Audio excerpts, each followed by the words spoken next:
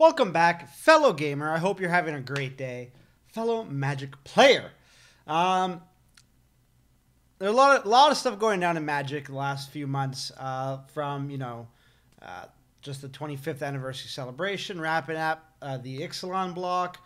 We've got, changes coming in Dominaria. We have, Jace's spellbook being announced. Just a whole bunch of stuff. Not all of it good. There's been some bad. A lot of stuff I'm not going to touch on, like card stock quality issues, which is a huge thing. Changes in their operating procedure, and then there's some good stuff. Dominaria looks like, I was going to call it Dominaria 25. Dominaria looks like a really interesting set. I'm really excited about it. But then there's also like all these extra stuff that I'm going to be talking about today, and how I feel. I'm going to talk about how I feel first of all. I'm a bit worried, and January last year when Magic had done some standard bannings, or not Magic, Wizards of the Coast did some standard bannings. I voiced some concern in one of my older videos, and since that time, it's been about a year, I've never felt like it's gotten better. Now, one of the things I think is the most dangerous thing for anything is when somebody doesn't care. When people just don't care, it means that they've lost interest. If they dislike something like vehemently, or if they love something, it's because they have an affection for the game and they have a vision on how it should be, and they're expressing that with one of those two emotions. To say you don't really care about something, or just show apathy, it means that you'll move on to other things, and I feel that in that year that's kind of let up. I'm kind of starting to sense the things that Wizards of the Coast is doing. They're doing too much in a short time frame. One of my big hobbies outside of gaming is aquariums, specifically saltwater aquariums. And one of the big things that they tell you in saltwater aquariums, or in any aquariums, is that you don't change too much too fast.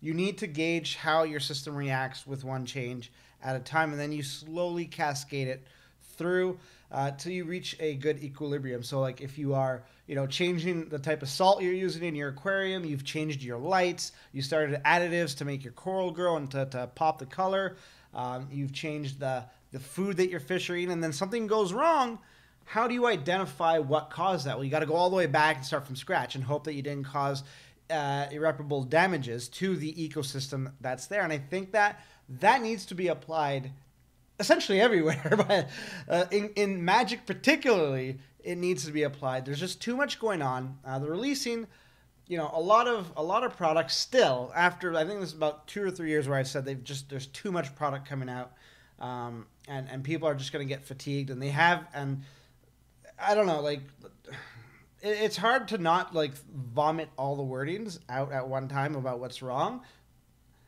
But changing the frame, is that something that really needed to be done? We'll go over what the changes are, how I feel about them. Looking at templating, the rules, the erratas that are going to be coming out.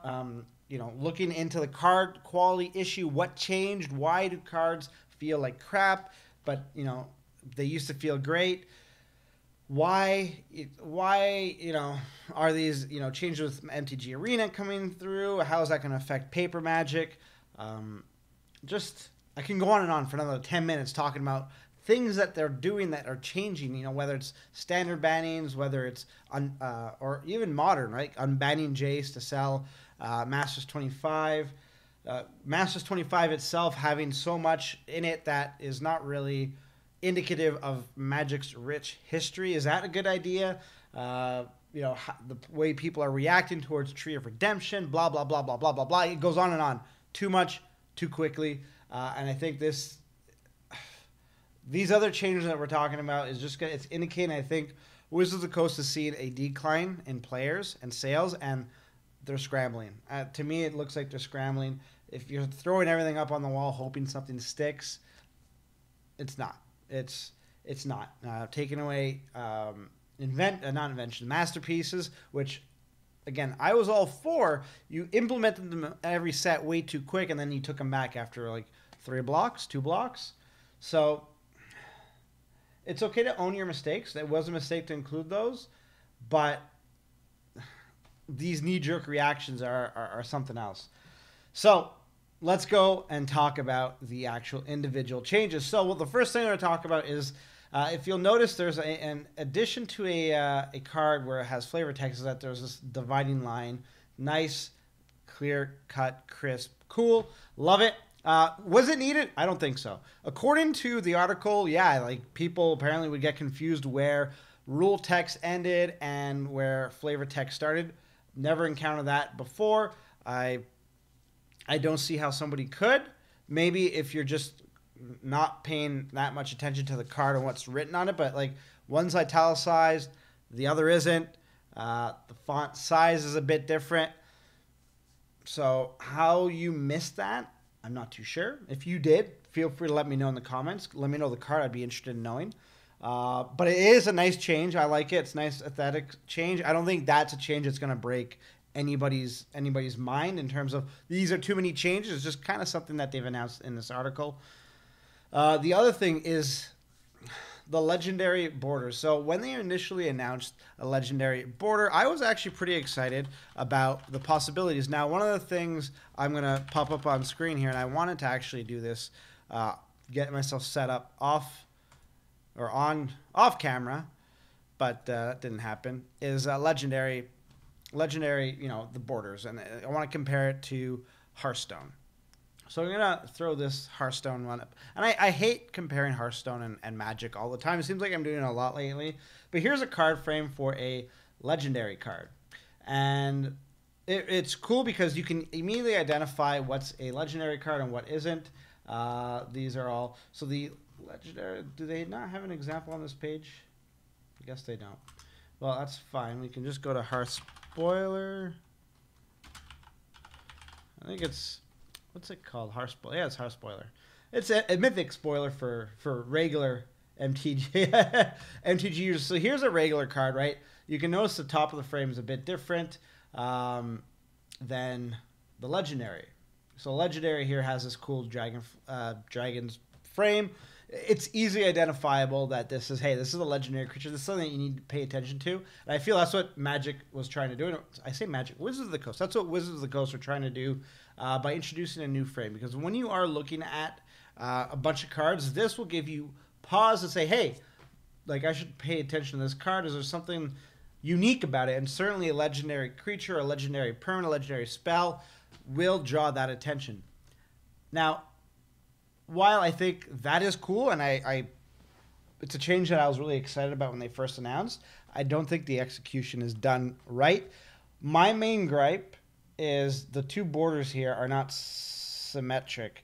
Or symmetric? I don't know. Somebody's going to correct me.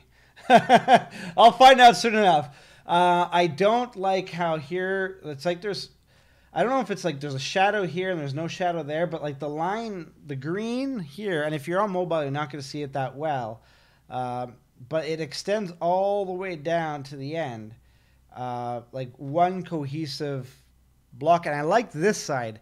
This side, though, is like it's missing the black border that's here, and then it doesn't, this green box doesn't seem to go all the way down as thick as on the other side. It doesn't have as much girth. But my eyes are immediately drawn to that aesthetically, and it drives me wild. I do not like it at all. It's off-putting, and I'm disappointed that this was a design choice. I don't think it was an oversight. I think it was a design choice. There's no way with how quickly my eye jumped to that.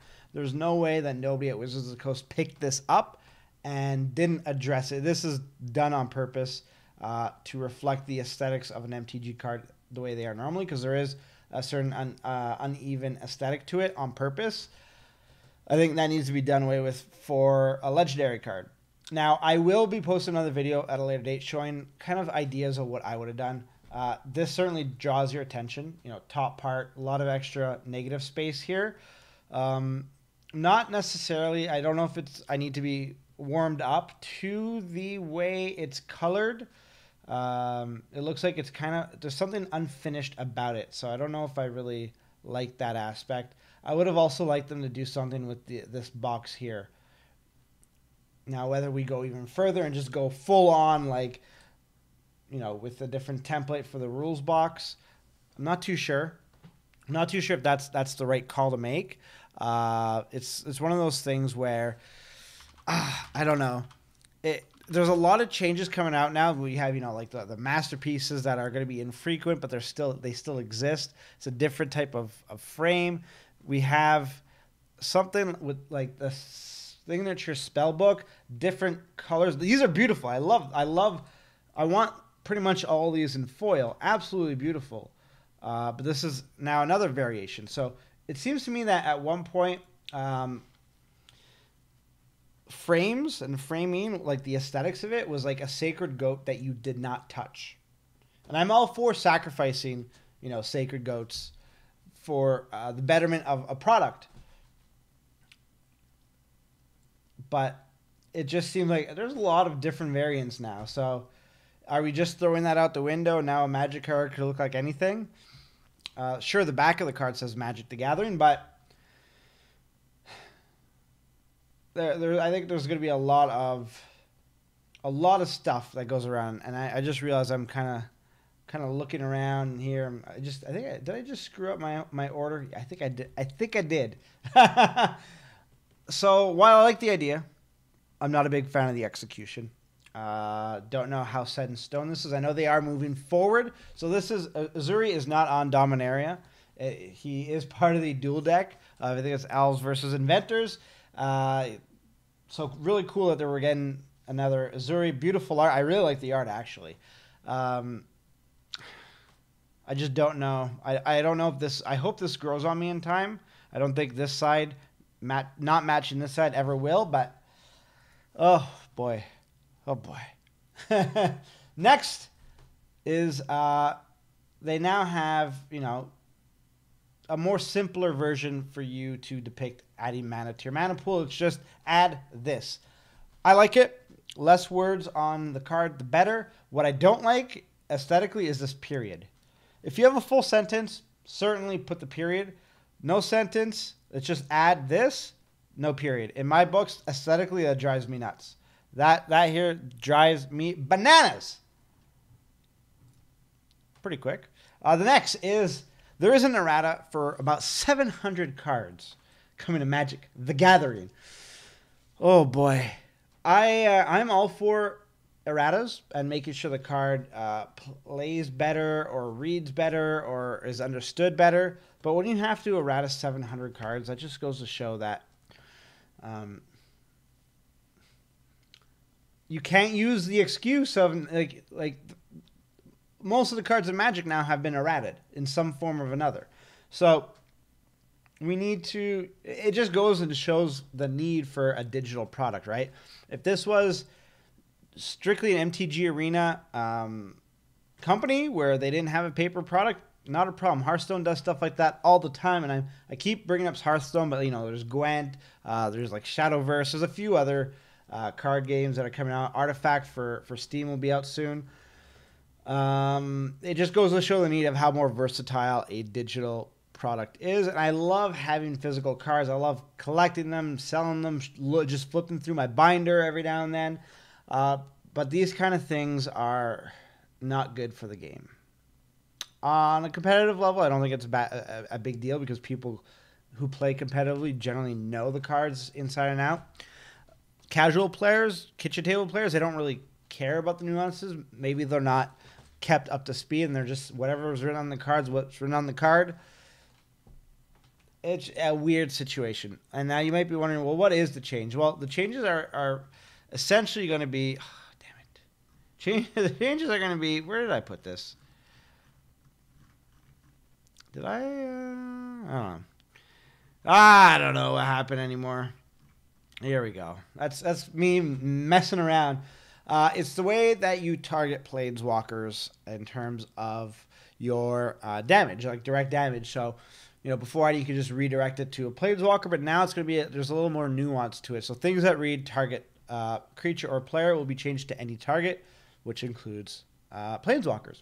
Things that read target player will be changed to target player or Planeswalker. So, you know, it allows people to say, okay, I'm targeting Planeswalkers. and things that read target opponent will change to target opponent or planeswalker.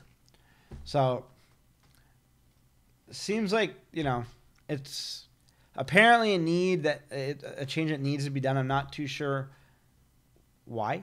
Like, the article explains it in, like, this part of the article, but, even after reading it, I'm like, unless something's coming out in the pipe that says, oh, this is why they changed it, which would completely make sense, and I'd be on board 100%. I'm just looking at this now, and I'm not too sure I see the reasoning to create 700 errated versions of cards. Next thing I want to talk about is the sagas, the enchantments. I've been shitting on MTG and Wizards of the Coast for the last 15 minutes. I really like this. I like everything about this card. I like the sideways art. It provides a different aspect ratio for us to explore different art. I like how intuitive it is. I like that it touches on Magic's past. I like that each step has, something to play around in. And if you play a deck that messes with counters and removing counters, it creates some interesting dynamics.